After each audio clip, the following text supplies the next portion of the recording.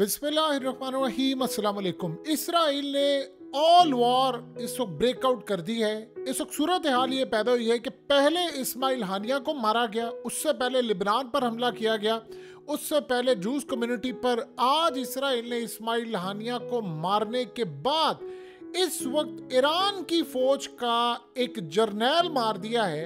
ये असल में ब्रिगेडियर जनरल आमिर अली हाजी ज़ादा, ये असल में ईरान की जो एयर स्पेस है उनके कमांडर है। यानी आप ये सोच लें कि ईरान के जो एयर चीफ हैं ये उनको इस वक्त मार चुके हैं शाम के अंदर। ये इतना बड़ा झटका है, इतना बड़ा झटका है। ये जो ईरान ने हमला किया था मिसाइलों का इजराइल के ऊपर, असल में इन्होंने ही हमला किया था और इन्होंने इतना तगड़ा जवाब दिया था, इतना तगड़ा जवाब दिया था कि तारीख रकम हो गई थी। आज आप ये समझ रहे कि ईरान के एयर चीफ को भी शाम के अंदर मार दिया गया है और इस्राएली मीडिया पर ये खबरें जारी हो गई हैं। अभी तक ईरान ने इस बारे में कोई कंफर्मेशन नहीं दी, लेकिन अगर ये कंफर्म हो गया तो इस सूरत हाल में ये इतनी बड़ी तबाही होगी, इतनी बड़ी तबाही होगी कि जिसका अंदाज़ा लगाना इस वक्त मुश्किल होगा। वैसे तो ईरान ने कह दिया है कि हम हमला करने के लिए जा रहे हैं और बड़ी तादाद में, अब उन्होंने कहा कि ड्रोन्स और ये तमाम चीज़ें मारेंगे, लेकिन ये जो सूरत हाल इस वक्त है, अभी तक इजराइल ने ये बात उनके मीडिया पर चलना शुरू हो गया, ईरान ने अभी कंफर्म नहीं किया। अगर ये काम होता है तो आप ये समझ लीजिए कि उनका ऑलमोस्ट एयर चीफ मारा गया है। और एयर चीफ यानी जो एरोस्पेस फोर्सेस का कमांडर है, ये अगर मारा गया है तो बस आप समझे पीछे बचता कुछ नहीं है। आपने एक दिन में इस्माइल हानिया को ईरान में घुसकर मारा, आपने सबसे बढ़कर इनका अहम तरीन कमांडर एयर चीफ भी उड़ा दिया, और जो इसके बाद सूरत हाल हो रही है वो उससे भी ज़्यादा खतरनाक है। सबसे पहले तो एक बात समझ रहे हैं कि ये मार कैसे रहे हैं, यानी ये बात अभी तक किसी को हजम नहीं हो रही। चिप के जरिए मारे, कैसे मारे? देखिए, यूनाइटेड नेशन इस वक्त एमरजेंसी सेशन होल्ड करने के लिए जा रही है, ईरान ने उनको कहा है, और इसमें गालिबन कोई फैसला होने वाला है। इसके बाद शायद हम हो सकता है दुनिया में सबसे बड़ी जंग देखने के लिए जा रहे हैं। वैसे तो इसराइल ने आज ऐलान किया है कि हम जंग नहीं चाहते, लेकिन उन्होंने कहा ठीक है, अगर आपने जंग मुसल्लत कर दी है तो फिर हम तैयार हैं। अब सबसे बढ़कर बात यह है कि इस शख्स को आप देखिए, ये अल जजीरा का रिपोर्टर है, इसको भी मार दिया है इसराइल ने। यानी उन्होंने पिछले 72 घंटों के अंदर इतनी तबाही मचाई है, इतनी तबाही मचाई है कि जिसका आप और हम अंदाज़ा भी नहीं लगा सकते। देखिए, इस वक्त इसराइल की सड़कें खाली हो चुकी हैं, तमाम की तमाम सड़कें खाली हैं।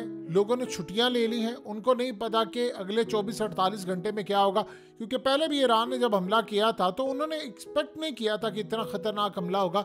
लेकिन अब उनको पता है कि इस्माइल हानिया को मार दिया है, आपने गालिबन एयर चीफ को भी उड़ा दिया है, और एयर चीफ के बारे में अभी पता चल जाएगा तो चीज़ें पता चलेंगी क्या सूरत हाल है।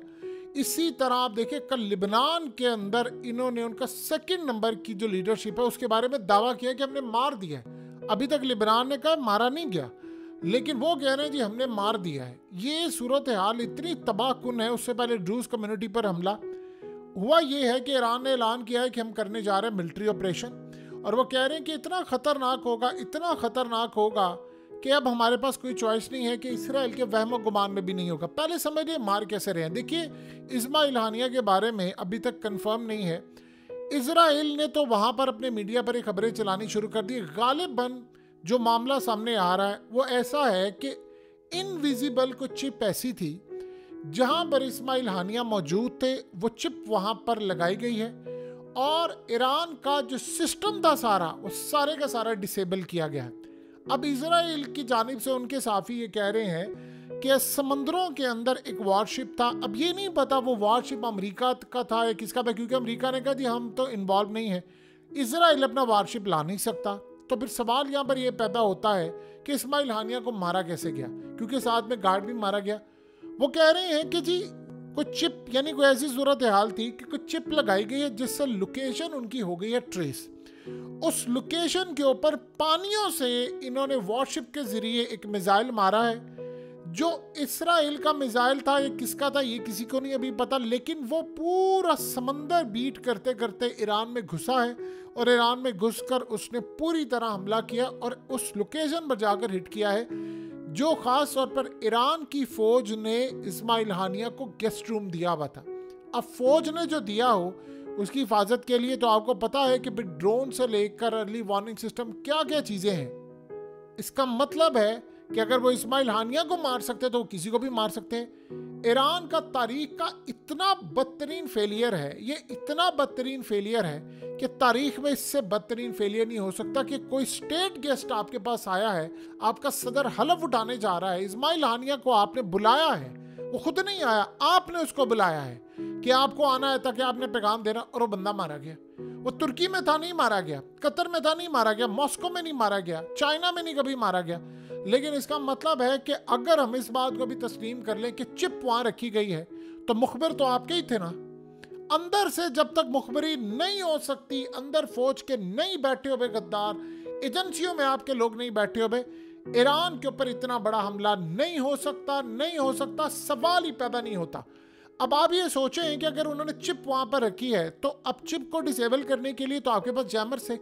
आपको पता होना चाहिए दुनिया का सबसे ज्यादा मतलूब शख्स, देखिए आप लोग जो वीडियो देख रहे हैं, आप लोग इतने समझदार हो चुके हैं पिछले तकरीबन 299 दिनों की जंग के कि आपको पता है कि ईरान के अंदर इस्माइल हानिया अगर कोई भी बंदा है उस पर इन्होंने हमला करना है। क्या आप सबको नहीं पता कि नेतन्याहू अमेरिका गया था, अमेरिका से वहाँ से ग्रीन सिग्नल लेकर आया, और जैसे ग्रीन सिग्नल लेकर आया उसके आने से पहले ड्रूज कम्युनिटी पर हमला किया।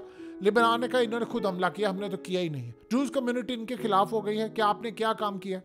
आप ये सोचो उसके बाद अगला सिनेरियो देखें, लिबनान के ऊपर हमला उन्होंने कर दिया, उसके बाद आज तेहरान के ऊपर इस्माइल हानिया को मार दिया, और अब खबर आ रही है जो अभी कंफर्म होनी है कि शाम के अंदर एयर चीफ भी इनका उड़ा दिया।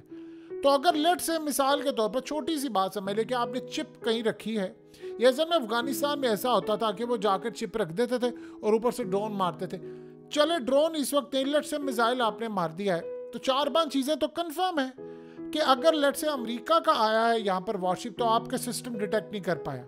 अमेरिका को अगर आपने तबाह किया या मार दिया है तो फिर एक बात बताएं कि इस सारी सूरत हाल में आपके दिए हुए यमन के मिसाइल और चीज़ें अमेरिका ने डिटेक्ट कर पाया, इसका मतलब आप फेल हो गए। क्या इसराइल का वहाँ पर है? अब दुनिया को बताएं तो सही ना, कैसे हमला हुआ है? यानी क्या किसी ने वहाँ पर घुसकर मारा है, किसी ने वहाँ से निकल कर मार किया, क्या है? यानी अभी तक ये बात समझ ही नहीं आ पा रही किसी को। आप सोचिए इसराइली मीडिया के ऊपर उनके जर्नलिस्ट आकर ये बात कह रहे हैं कि जी जो हमला हुआ है वो मिसाइल लगा है बाहर से आकर। चले ये बात समझ आ रही है। अब ये सीरिया के अंदर अगर आपके यानी जो एयर चीफ को उन्होंने मारा है तो इस सूरत हाल में ये कोई एयर चीफ छोटी बात होती है? अगर लेट से ये मारा गया है ये बंदा या कोई भी सूरत हाल हो गई है तो आप बताइए क्या वहां पर भी चिप या कोई ऐसा मामला था? इससे बढ़कर बदतरीन चीज क्या है? आपने बंदे अपने मरवा लिए हैं और आप अभी तक ये सबसे बड़ा, ये उसी दिन खिलाफ पूरा हो जाता जिस दिन आप इब्राहिम रईसी जब मारे गए थे, सारी दुनिया के सामने आप रिपोर्ट लेकर आते। अंदर के लोग तब भी शामिल थे, आज भी आपके अंदर के लोग शामिल हैं। आप 1000 दफा कह लें 20 से 25 न्यूक्लियर साइंटिस्ट मारे गए हैं ईरान के। दुनिया में कोई ऐसा मुल्क नहीं है जिसके इतने न्यूक्लियर साइंटिस्ट मारे गए हो। कहां पर मारे इसने? इसराइल ने कहा मारे? वो सारे के सारे ईरान के अंदर मारे। कोई तेहरान में मारा, कोई फलाना, कोई कुम में मारा, कोई किसी जगह मारा। यानी आप अंदाजा कर ले इतने आपके मारे गए हैं, लोग मारे गए जिसकी इंतहा कोई नहीं है। तो वो कैसे मारे जाते थे? आपकी फौज में लोग बैठे होते थे, आपकी सिक्योरिटी एजेंसियों में लोग बैठे होते थे। आप सजाएं देने की बजाय आप उसके ऊपर पर्दा डालें, आप लेकर आते इब्राहिम रईसी का। असल मसला ये था कि आप फिर दोबारा जंग नहीं करना चाहते थे। जिस शख्स ने इसराइल पर हमला डिजाइन किया आज उसके बारे में मीडिया ये कह रहा है कि हमने इसको मार दिया। अभी कंफर्म रिपोर्ट होगी तो पता चल जाएगा, लेकिन ये इस वक्त अनकंफर्म रिपोर्ट जो है वो सामने सर्कुलेट कर रही है। और क्या हो गया है ईरान को कि उन्होंने हर चीज को डिले करना मुनासिब है। अब इसराइल के मीडिया में खबर आ रही है तो आपके पास दो ही ऑप्शन है, या तो आप एक्सेप्ट कर लें कि सब कुछ हुआ है, या आप डिनाई कर देंगे ऐसा कुछ नहीं हुआ। तो इमीडिएटली आपको दोनों सूरतों में आगाह करना पड़ेगा। अभी तक आपने आगाह नहीं किया। अब आप बता दीजिए कि सारी सूरत हाल में जर्मनी ने इस वक्त कॉल की है और वो ईरान को कह रहा है कि आपकी मेहरबानी है, आप इसको हमले को ना जारी करें, अभी हमला ना करें, ये जंग छिड़ जाएगी। और उसके बाद यूरोपीय यूनियन के अंदर से जितने ममालिक हैं वो ईरान को कह रहे हैं कि अभी हमला ना करें, ये जंग छिड़ जाएगी, सबके कंट्रोल से बाहर हो जाएगी। अमेरिका का पैगाम क्या है ईरान को? उन्होंने कहा जी हम इस हमले में शामिल नहीं हैं। चूंकि आज ईरान ने कहा है कि जी हमला आया तो हम हमले में शामिल हैं, उन्होंने कहा जी आप ये हमला ना करें, आपकी मेहरबानी है, इस रीजन के अंदर आग लग जाएगी। अब उससे भी बढ़कर आप देखिए मिडिल ईस्ट की कंट्रीज वो ईरान से राब्ते में है, वो उनको बातचीत करी है और उनको कह रही हैं कि आप ये हमला ना करें। अब वो कह रहे हैं कि आपने हमला नहीं करना। और इस सारी सूरत हाल में जब ये सिनेरियो देखने को मिला है तो सबको पता है कि जंग खतरनाक पैमाने पर चली गई। देखिए इसराइल ने इस जंग को करना था, इसीलिए उसने बंदे मारे। वो सब मुझे प्रोवोक किया कि आओ मेरे साथ जंग करो, वो तैयार बैठा है। ये बेवकूफ जानते हैं कौन है? ये 2 अरब मुसलमान है। ये अपने आप को बड़ा कहते हैं, हम लोग ऐसे दीनदार फलाना। आपकी हदीस पर आपसे ज्यादा उनको ही मान है, उनको पता है काम होने वाला है। वो कहता नहीं हमने इसको काम को पलटना है। आप सोचे क्या हमें आगाह नहीं किया गया ज़माने आखिरत के बारे में क्या होने वाला है? अगलों ने यहाँ पर बैठकर कहा है। उनके मुल्क में इस वक्त आप जानते हैं इसराइली शदीद गुस्से में है इस्माइल हानिया के मरने के बाद। वो कह रहे हैं कि अब कैदी वापस नहीं आएंगे, अब तो जंग छिड़ी की छिड़ी। अब तो देखिए अब तो सूरत हाल है ही नहीं वो वाली ना। जो बंदा गुफ्तगू कर रहा था, निगोशिएशन कर रहा था, इस्माइल हानिया, आपने उसको मार दिया। आपने कैदी वापस कैसे लेकर आने? इसका मतलब आपने जंग करनी है। आप बताएं कि क्या इसके बाद आप जरा उसकी ताकत का अंदाजा देखें। वो वाहिद मुल्क है जो सारे मुल्कों के साथ मिलकर काम करता है, बाप है ना सबका, तो वो करेगा। उसने तुर्की को कह दिया कि हम तुम्हें छोड़ेंगे नहीं, तुम्हारा तो आलम सद्दाम हुसैन जैसा करेंगे। उसने लिबनान पर हमला कर दिया, शाम के ऊपर हमला किया भाई, उसने ईरान पर हमला कर दिया है, यमन के साथ उसने जंग की हुई है। जब सारी दुनिया उसके साथ खड़ी है तो यार कम से कम 57 इस्लामिक मुल्क झक मारने के लिए आपने फौजें बनाई हुई हैं, आपकी एयरफोर्स है, आपके मिसाइल हैं, तो आप कम से कम जाके कि मामला तो देखे ना। यानी लड़ाई आपके सर पर खड़ी हुई है, वो आकर मारते। यही मसला है। कासिम सुलेमानी को जब मारा था तो तब भी यही सूरत हाल पैदा हुई थी। कासिम सुलेमानी को मारते वक्त ईरान की फौज के अंदर जर्नल तक उसके मुखबिर थे इसराइल के। इसराइल ने क्लेम बाद में किया है कि हमें मुखबिर मिली थी, हमने अमेरिका को पास की थी, उन्होंने ऑपरेशन किया था, तब भी आपने अपने लोगों को सजा नहीं दी। 3 लोगों को पता था उस दिन सिर्फ कि कासिम सुलेमानी की लोकेशन क्या है, तो अगलों ने आकर मार दिया। यही वजह होती है। आप उठकर किसी ने सोशल मीडिया पर तनकीद कर दी, आपने उसको लटका दिया। किसी ने मुजाहरे में शिरकत कर दिया, आपने कर दिया। जो अंदर आपके बैठे हैं, 22 आपके न्यूक्लियर साइंटिस्ट मारे गए हैं अब तक। अब आप ये सोच लें, अगर किसी को ये गलत फहमी है, ईरान इस वक्त सोच रहा है और मीटिंग जारी है उनकी, हेजिटेट भी है लेकिन उसे हमला भी करना है। ईरान इस वक्त सिर्फ ये देख रहा है कि इन्होंने हमारे एटमी प्रोग्राम पर हमला करना है, दैट्स इट। ये जो इतना हाई प्रोफाइल शख्स है, आप जानते हैं कि इसराइल के पास सारी इंफॉर्मेशन थी, कतर में वो काम पर है, वो मॉस्को में काम पर है, और ये भी इंफॉर्मेशन थी कि वो तुर्की में काम पर है। आप जानते हैं कि सबसे ज्यादा आसान क्या होता इसराइल के लिए खत्म करना इस्माइल हानिया को तुर्की के अंदर। आपको याद है कि इन्होंने मीडिया पर एक खबर उड़ाई थी, और ये खबर इजरायली सहाफियों ने उड़ाई थी, और ये बिल्कुल ठीक थी। वो कह रहे थे कि हम तुर्की के अंदर मारने के लिए जा रहे हैं हमास के लीडर इस्माइल हानिया को। ये खबर इसराइल ने नहीं कही थी, उनके मीडिया से आई थी। उन्होंने कहा था कि प्लान करें। अर्दोगान का वहां से मैसेज आया, आपने ये काम किया तो जंग होगी। ये बात आप अच्छी तरह समझ रहे। अर्दोगान ने कहा था मेरी सरजमीन पर, कतर ने भी कह दिया था, और मॉस्को ने तो आपको पता, फिर रूस ने तो इनका हशर नशर कर देना था। आप सोचें अगर इसराइल चाहता तो वो तुर्की में मार देता। उनको पता कि तुर्की की मदद करने किसी ने नहीं आना, कभी भी नहीं आना। ये जो नेटो के अंदर मामला है, आप सोचे कल इसराइल ने कहा निकालो इसको तुर्की को नेटो से, वो क्या कर लेना है किसी ने। अब मसला सारा ये है कि एक एक करके सबका नंबर आ रहा है।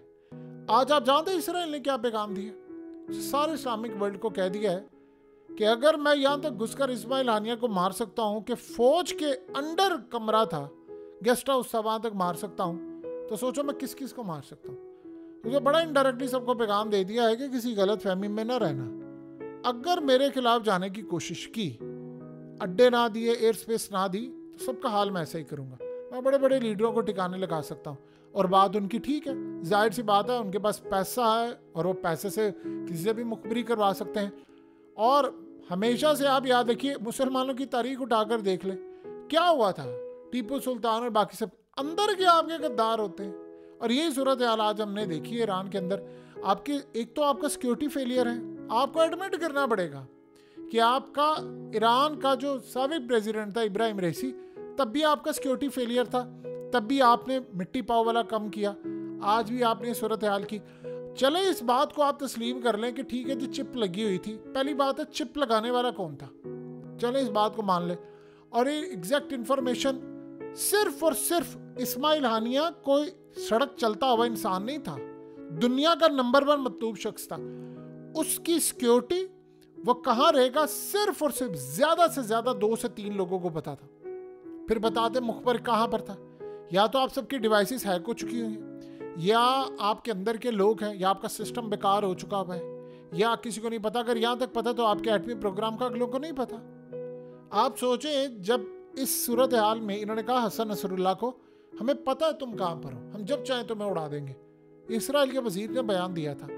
सवाल यहाँ पर यह होता है कि उनको टेक्नोलॉजी का इस्तेमाल है। टेक्नोलॉजी तो आज ईरान के पास भी बहुत ज़्यादा है, रूस के पास कम है टेक्नोलॉजी। प्यूटन ने छुपाया हुआ है ना अपने आप को। 20 उसने कहा मुझ पर हमले होने की कोशिश हुई है मेरी गवर्नमेंट गिराने के लिए, तो वो क्या करता है, हर थोड़े देर बाद अपनी सिक्योरिटी बदलता है। आप उससे सीख ले कम से कम। और अंदर के जो गद्दार होते हैं वो 10 मिनट भी नहीं लगाता उनको टिकाने लगाता। सो इस सारी सूरत हाल में आप अच्छी तरह समझ ले, हम जिस मामले की तरफ जा रहे हैं बड़ा तबाहकुन है। हमें इस बात का अंदाज़ा नहीं है। हालात हमें ये बता रहे हैं कि अब अगला जो सिनेरियो होगा वो आयतुल्लाह अली खामनाई हो, एयर चीफ हो, आर्मी चीफ हो, कोई भी हो, कोई भी नहीं बच सकता। उसकी वजह यह है कि इसराइल आपके अंदर तक घुसा हुआ है, और आपको अगर बचाना है, सूरत हाल को मैनेज करना है, तो आपको दिल बड़ा करना पड़ेगा, तगड़ा होना पड़ेगा, वरना खेल आपके हाथ से निकल चुका हुआ है। अगर आपने इसराइल को सबक ना सिखा, वो तो जंग के लिए तैयार है। अब सबक तो आपको सिखाना पड़ेगा, क्योंकि या आपकी क्रेडिबिलिटी रहेगी या उनकी, उन्होंने तो मार के साबित किया है। अब आपकी सूरत हाल है, आपके पास रेजिस्टेंस है, आपने करना क्या, फैसला आपके हाथ में।